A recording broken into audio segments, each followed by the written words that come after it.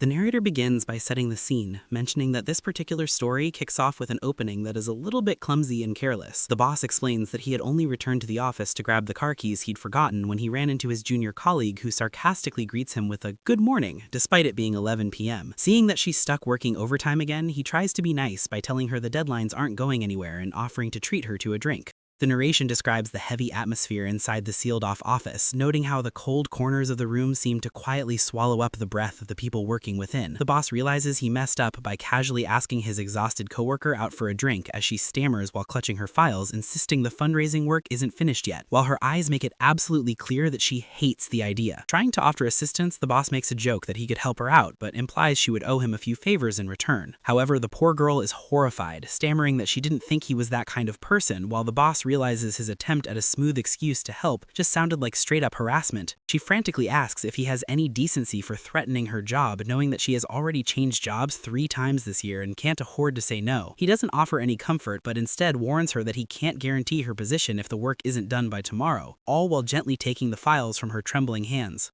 Hours drift by, filled with the sounds of typing keyboards and rustling paper, and before they even realize it, the hands of the clock have welcomed the arrival of a brand new day. The narrator begins that he actually finished nearly all the work himself, but he notices that instead of looking relieved, his colleague's face looks even heavier than before. He sees her staring silently at the screen and asks her what is wrong. He tries to comfort her by telling her not to stress, since everyone makes mistakes once in a while, but she just stares at him with a sudden realization. She covers her mouth and mutters that she understands what kind of person he is now because she has played this specific game before, leaving the boss totally confused. She suddenly snaps, screaming that he is disgusting for acting righteous and offering fake comfort. She accuses him of being pathetic, recounting how he tried to get her alone for a drink, demanded favors, and then used the work as leverage to push her deeper into insecurity, while the boss simply thinks she is cracking under stress. She looks down at him with pure disdain, claiming that men like him talk big about principles but really just want to drag helpless women into bed the moment they close their eyes. She mocks him by asking if the internet taught him his moves and says she almost feels sorry for him, while he cluelessly asks if she just needs someone to listen. She sighs that she doesn't have the energy to argue anymore and decides to just admit he is right so they can end the conversation and she can go home to sleep. The boss gets annoyed at being stereotyped, telling her not to lump everyone together, but eventually gives up and tells her she wins, admitting internally that her attitude finally made him lose his cool.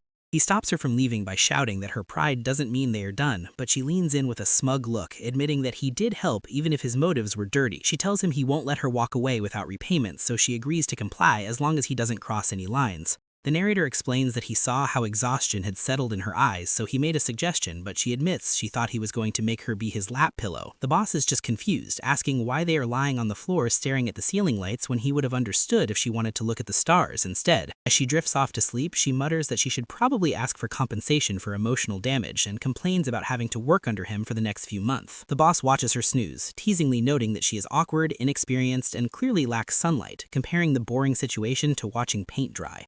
The narrator describes how the floor office felt mercilessly cold and hard beneath them. Even with that discomfort, the heavy weight of fatigue quietly took over, pulling their eyelids shut until they both drifted off to sleep. The narrator mentions that his mornings usually begin with the loud noise of construction work, but today was different. Instead of the usual racket, he was woken up by the faint scent of shampoo and a voice as sweet as honey, slowly and softly guiding him out of his sleep. When he opened his eyes, he was met with the sight of the girl who had been hurling curses at him just the night before. She handed him a can, telling the boss she had bought him some coffee. Then she awkwardly apologized about the previous day, admitting she might have gone a bit too far. The narrator notes that a full night's sleep seemed to completely calm her down. She takes a sip of the drink and poetically muses about how the bitter coffee touches her lips and the sweet beauty fills her eyes, wondering how a humble morning could be so unfairly perfect. However, she immediately breaks character, pausing before muttering that it was actually ew, cringe, and gross. The narrator explains that for some reason, words he really shouldn't be saying just kept slipping out of his mouth. The story moves to the daily grind, where the printer hummed on, phones rang out, and stamps thudded down onto paper. All these sounds blended together, filling the office space that was cut into neat rows by thin partitions. Tasks were handed out one by one, and just like that, another busy day began to unfold. Somewhere along the way, the boss realized his junior colleague had been sitting beside him for over a month now, with only documents and cold profit numbers between them. She interrupts him, asking if he could help her prepare for an upcoming meeting since the presentation is soon. She accidentally starts to call him a pervert before correcting herself to boss, pointing out there are parts of his proposal she still doesn't understand. The narrator wonders if his feelings came from the chair across from him being empty for too long, or if it was just a passing breeze here for a moment. The boss gets distracted by a message from a coworker who sent a photo of the two of them sleeping on the floor together. The coworker teases him via text, asking if they were getting affectionate at the office and demanding an explanation for why they couldn't find somewhere more discreet. Meanwhile, in reality, the junior colleague yells at him, asking if he's even listening to her. The narrator notes that he brushed aside the distractions to help her, and after a whole day, the work was finally finished. The junior colleague calls it a perfect success and thanks him, adding a backhanded compliment that while he might not be trustworthy with his multi-personality issues, he's actually pretty useful. The boss checks his phone where his coworker is teasing him about his stamina and the office gossip regarding their relationship. Ignoring the text, the boss asks her if she wants to grab a drink, offering to pay. The narrator explains that alcohol and the noise of crowded places have always been his familiar choice to quickly dull the mounting pressure. Usually, he is the one who makes the first move. However, he notes that tonight a rare exception appeared, bringing with it a thrill so sharp that even he couldn't quite explain it. At a small bar near the office, the junior colleague lights a cigarette and starts giving him advice on how to win a girl over. She lectures him that helping is just helping, but wanting something is different, and he can't claim to be just helping while clearly wanting more. She tells him to make up his mind and suggests that if he tones down his whole split personality act, he would probably do just fine. She scoffs, asking if he is seriously asking her how to pick up women, comparing it to asking a fish how to make sushi. She advises him to just do what people normally do, like putting in a little effort if he wants a favor. She tells him to show he cares by starting with simple stuff like knowing her favorite band or food. While she wonders why he made her the target of his weird affections, the narrator realized he was in the middle of a conversation where only one of them was doing the talking. The conversation dragged on until the lights were dimmed, leaving only a tired glow above their table. The warmth of the alcohol clung to their lips, trying poorly to soothe two souls that had been quietly eroded by endless work. She remarks that his words sound like the lines used on her at her last job, calling them excuses to linger around. She quickly adds that she isn't judging, assuming that's just how guys are and that they can't control what they want. She asks if he thinks she's pretty, but then self-deprecatingly says that if all she has is a decent face and a body she doesn't trust, she isn't worth anyone's romantic expectations. The narrator reflects that this small talk might have been exactly what he needed, yet he couldn't shake the fear that something he said had hurt her without him realizing it. As drowsiness began to weigh heavy on his junior's lashes, the boss offered to take her home. He thought everything would go smoothly, but he notes that things were never as simple as he imagined. The scene cuts to the boss pleading with a female police officer, begging her to believe him. He desperately shouts that she needs to let him go because his wife is about to spawn a tiny human. The narrator reveals that after a few minutes of these half-hearted excuses for drinking and driving, the police confiscated his license and impounded his car. The narrator explains that the boss stood there, watching the car he had saved up for an entire year being towed away, right in front of the person he was trying so hard to impress. He reflects that at a glance, his score in his junior's eyes had probably dropped straight into the underworld, while she stifles a laugh in the background. Just when he thought all hope was lost, a burst of laughter cut through the night, carrying his embarrassment away with it as she let out a suppressed sound of amusement. She bursts into full-blown laughter, apologizing while saying that he must be doing this on purpose because there's no way anyone could be that dumb. She asks him if he is stupid and calls him a tiny human, while the narrator notes that maybe for the first time in many years, someone was truly sharing their feelings with him. The narrator realizes that maybe this is also one of the first times he has felt love, as she giggles at him with a cute expression, telling him that he is weird. The scene shifts to a phone screen where rumors are flying, with people gossiping via text that the two of them are actually dating. One person questions the timeline, noting she just started 2 months ago, while another points out she's been there under 3 months and already landed a big project. The narrator admits that because of a careless lapse in judgment, he turned a blind eye to the rumors surrounding them, and in doing so, he ended up hurting her. Improper words that never should have existed found their way to her ears and eyes. People whispered that her work ethic was just an after-hours performance, and that she must be talented with her mouth. Others gossiped that she was always in his office after hours and must be very hands-on, while some cruelly suggested she walked in knowing exactly who to please. The rumors continued, claiming that if you have no talent, you'd better be good at latching onto someone who does, and that she was sleeping her way to a fast-track promotion because if you're hot enough, you don't have to prove anything. A shadow of sorrow settled on the junior's face. The narrator confesses that all he could do was stand there in silence, powerless to mend a single thing, only able to keep a distance. It was another hectic morning, welcomed as always by the sharp tongue of his assistant, Rainey, the department secretary. She tells the boss that his calculations today are absolute garbage.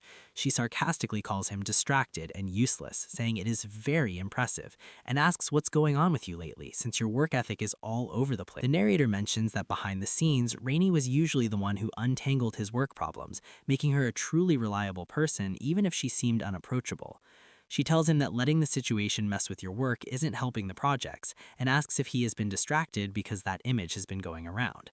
She questions why he even cares since he's the boss, but eventually sighs and agrees to give him a hand, asking what he needs her to do. The narrator notes that he asked his assistant to track down whoever had been spreading the rumor, and she simply nodded, offered a small smile, and left. He mentions that what caught him off guard was that his junior was still there, only she seemed noticeably more downcast than before. He admits that part of him had already expected that after being hit with such rumors, she would have quit. Seeing her head down at her desk, the boss exclaims in surprise, asking if she's working that hard, since he doesn't remember assigning her anything that serious or worth overtime. She remains silent, and he awkwardly apologizes, realizing too late that maybe he should have kept that comment to his inner monologue. They sat down together to review some of the work and figure out how to deal with the rumors until the workday ended. She complains, telling him to give her a break, and remarks that he must be pretty famous since she barely got involved with him, and now they're treating her like a witch. She brushes it off and asks if he has time after work, telling him to come somewhere with her for a bit, to which the narrator says he just nodded and accepted her invitation. The narrator explains that he and his junior caught the last train together. He tried asking where they were headed, but she kept ignoring him. He notes that the carriage was a little emptier than usual, probably because they were heading home earlier than normal. The afternoon light caught her eyes, bringing out a quiet, uncommon beauty, and she looked calmer than he expected given what she had been through. She finally breaks the silence, telling him that if he wants to say something, he should speak up because he's been staring at her for a while. The boss stammers, replying that it's nothing, but observes that she just seems so calm about it all. The protagonist explains that they ended up talking for a long time. She told him about her previous job, drinking outings that turned into unwanted advances, harassment, and rumors that spread without restraint. He realized he had underestimated the resilient person living inside her small frame. As the train rattled on, his heart nearly skipped a beat when she teased him. She remarked that the situation was a tempting turn of events and noted that he wasn't quite as clueless as he liked to pretend. He commented that he guessed the trouble she ran into kind of came with being pretty, to which she smiled. He then noticed their location and said that it looked like this was their stop, suggesting they get off. The narrator admits he was on thin ice for a second, but was glad to finally see some light in her eyes. They stopped at a convenience store where the junior called out to him. Standing at the counter, she bluntly told him that she didn't know his size, so he should pick. The boss was completely caught off guard, stammering in confusion as he tried to process what was happening. The narrator followed his junior in silence, feeling unsettled and unsure of what was going on in her head. She stopped in front of a hotel with a suggestive sign and looked at him with an unsettling expression, asking if he wanted to come in. Panic set in, and he stammered that he thought he forgot to pick up a few things at the store and would be back in a second. He was about to leave to keep her from doing something reckless, but she stopped him. She hushed him, ordering him to stay right there. He nervously asked her to calm down so they could talk, wondering internally if he had pushed her to the edge. Suddenly, hands flew up as she screamed that she had had enough of being tossed around like a rag doll. She ranted about job hopping, power tripping, backstabbing, and exploiting, declaring she was done with it all. She shouted that this time she was taking control of her own life. She revealed she had her eye on someone ever since they left work and yelled that she had finally caught them. With a fierce swing of her bag, she struck a hooded figure, calling them a fucking stalker. Standing over the fallen figure, she declared that she was going to see who this pathetic creep really was. The boss stood by, confused, muttering that this was unexpected. When the face was revealed, he asked in shock who the hell that person was.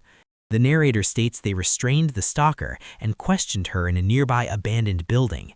The captive cried out, begging not to go back to the gulag. She admitted she had been keeping an eye on the junior for days, not just today, while chanting no in terror. The boss tried to reassure the captive, telling her not to worry and that if she cooperated, they wouldn't harm her. However, the junior shouted that there was not a damn chance of that, insisting the bitch got what was coming to her. The narrator notes that his junior had a strong personality, but seeing her brandish a giant cucumber as a weapon felt like a little too much. The junior gave the stalker a choice, asking if she wanted to be interrogated by her or the boss. The stalker screamed frantically that she chose the boss. The junior scoffed in annoyance, while the narrator observed that his junior looked like she wanted to handle it personally, but if she did, it would probably end in a murder. The stalker tried to explain that she was just hired to stalk them, but then panicked, saying she signed an NDA and that was all she was allowed to spill. The junior was furious, yelling that she dared to hide behind an NDA after tailing them and threatened to hang the brat up. The stalker nervously denied holding any grudge against either of them. The narrator says the stalker was tight-lipped with half-baked answers, so he left her to his junior to handle. The junior examined the evidence, remarking that it was weird to find a stalker with professional ethics and admitting the girl was tougher than she thought. She found a scrap of paper with what looked like a phone number and revealed there was a camera hidden in the stalker's pants full of shots of the two of them. The narrator explains that he advised his junior to take the stalker to the police station and let the authorities handle it. However, an officer arrived and declared them all under arrest. The stalker pointed an accusing finger, crying that they kidnapped her and had been lubricating and torturing her private areas. The boss cursed internally, thinking he should have just ditched her somewhere. In the holding cell, the junior whispered that this was such a pain and that there was no way they were going to get anything out of the girl like this. She asked the boss if he had any tricks up his sleeve, admitting she was out of ideas. Meanwhile, the stalker was happily playing cards on the floor, shouting Exodia as she won a game against the other inmates. The narrator explains that he ended up arguing with the officer, trying his best to convince them they were in the right. His junior grabbed his arm, telling him that was enough, exclaiming that he was pushing it and acting out of character. The boss realized he had been too passive for his own good and decided it was time to step up as her superior. The narrator admits he lost control of his mouth again and let something painfully embarrassing slip out. The stalker mocked him, asking what kind of guy would ignore the girl he likes when she's in trouble, while laughing hysterically. She screamed that bro's risen ladies in prison and called it cringe, leaving the junior staring in silent embarrassment.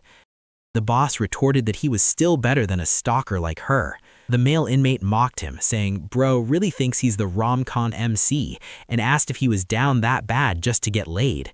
As the junior tried to intervene, the inmate continued laughing, asking if he was fresh out of an anime and calling him Mr. Rizzler. The stalker joined in, telling him he was next-level pathetic while laughing in his face. Suddenly, the junior had enough and punched the stalker squarely in the face with a loud oof, leaving the situation to be continued. Chaos erupted as the junior strangled the stalker, screaming that she was dead and calling her a filthy little rat, while the stalker cried out for her smuggy little fang to stop. The stalker managed to break free and ran for the exit, shouting to piss off and for them to sort their own mess while making escape noises. The boss commented that it was a bit too reckless, while the junior grunted in frustration that the stalker had gotten away. Outside, the junior admitted that she was definitely kind of immature and reckless. She mused that maybe that's what they call growing up, but not getting any wiser. Blushing, she confessed that she didn't know why, but seeing that chick clown on his feelings suddenly really pissed her off. Under the street lamp, she scolded him too, telling him to stop blurting out embarrassing stuff, while he just stood there silently. The narrator explains that after that night, things gradually returned to normal, though gossip still lingered in the company about them using work as an excuse to flirt. The junior cheerfully asked the boss if he could help her out and show her how to filter some data. The narrator notes that what mattered more was that his junior had changed and was no longer bothered by what others thought, as his phone notified him of over 40 unread messages. The boss told his junior to handle the paperwork herself so he could deal with other things. Rainey, his assistant, asked why he hadn't responded in the group chat because she had been waiting. She told him to review a 300-page proposal that needed to be finalized today, but then dismissed it, saying they had a higher priority. The narrator credits his assistant as a lifesaver for handling work he should have finished last week. The narrator feels kind of spoiled because she is so reliable. Rainey joked that she guessed she was crashing at the office again tonight and hoped nobody tried anything shady with her. She then stated firmly that she wasn't going to let that slide, adding that he wasn't the only one stuck working late and warning that if anyone tried to mess with him, she would handle it.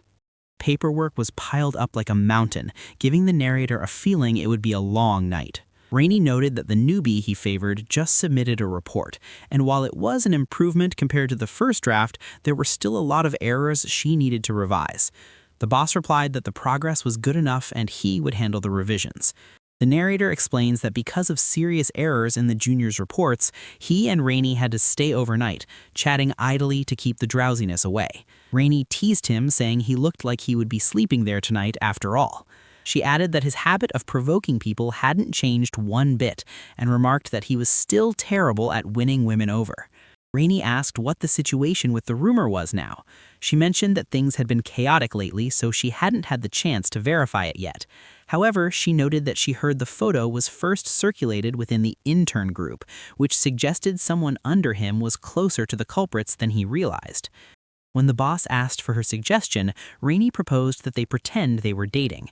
She reasoned that they didn't know who started it yet, but someone was clearly trying to weaponize gossip about his personal life. She suggested that in that case, they should just lean into the rumor, but the narrator felt that something was off about this. The boss warned Rainey that if she pushed that any further, he would be dealing with rumors of infidelity too. Rainey replied that if he wasn't interested, he could just take it as a joke she made. She teased him, saying that he had just said he trusted her, yet the very next moment he had already changed his mind, calling him the worst. The narrator mentions that he suddenly remembered the phone number they found in the stalker's pocket.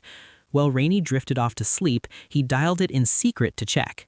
Rainey mumbled through a yawn that he should get some sleep because the company wouldn't cover his medical bills, reminding him there was still plenty to do tomorrow.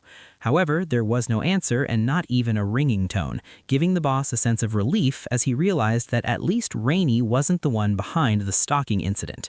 The narrator explains that he forced himself to stay awake and keep working, only to drift off without realizing it. While he was half lost in sleep, something pulled him out of his fragile rest. He saw a phone screen showing a picture of them together and stammered, asking his junior what she was doing. In his haze, the narrator says he reached out, trying to grasp the nearest thing within reach. He pulled something over himself, but he couldn't resist the heavy pull of sleep and drifted off once again. The boss wakes up on the floor with two faces looking down at him. The junior asks why he is lying on the floor like that, while Rainey tells him to wake up. The junior notes that his forehead is burning up, and Rainey clicks her tongue, scolding him for being way too stubborn and never taking care of his health, pointing out that he has finally collapsed. Rainey sternly warns him that if he isn't better yet, he shouldn't dare show up at work. The narrator groans about his head hurting as he walks home, and later the scene shifts to him passed out in his bed, sleeping soundly. The boss wakes up groaning that he feels like shit and wondering how long he has been asleep. Hearing the doorbell ring ding-dong, he calls out that he's coming. Opening the door, he is shocked to see his junior, stammering to ask what she is doing there. She tells him that she kept ringing the bell but nothing happened, so she actually thought he was dead. The junior awkwardly mentions that being sick all by yourself must be tough, noting that she heard he lives alone. She quickly adds that it is nothing serious and claims she was just passing by and thought she would check on him. The narrator describes freezing because his junior was standing at his door uninvited. She impatiently asks him to open the door and let her in, with a look that suggests she isn't going to take no for an answer. The boss tried to keep her out by claiming he thought he had caught the flu and that it would be bad if she caught it too, suggesting she should head home. The junior sighed, saying fine, she would leave then. However, she added that she had grabbed a few things for him and would just leave them by the door. The narrator explains that he was unable to ignore the effort she made to come all that way, so he opened the door to take what she brought. Suddenly, her expression darkened, and she told him that now that it was open, he shouldn't even think about closing it. She commanded him not to resist and to let her in immediately. The narrator says his junior forced her way into his cave and saw the scene he had been trying to hide. He tried to excuse the mess by claiming he was a minimalist who didn't clean up much. She just looked around and commented on the state of his room. Standing in the middle of the clutter, she looked at the window and the unmade bed. She asked in disbelief if he really lived like this. Exhausted from the fever, the narrator collapsed onto the bed and watched his junior in silence, letting her take over.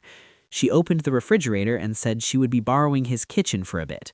She teased him, noting that aside from what she just put in, his fridge was totally empty, guessing that he must be rich and always eating out. The narrator reflects that letting someone into his home and allowing them to take charge was unthinkable for him, yet he found himself rooting for her in silence.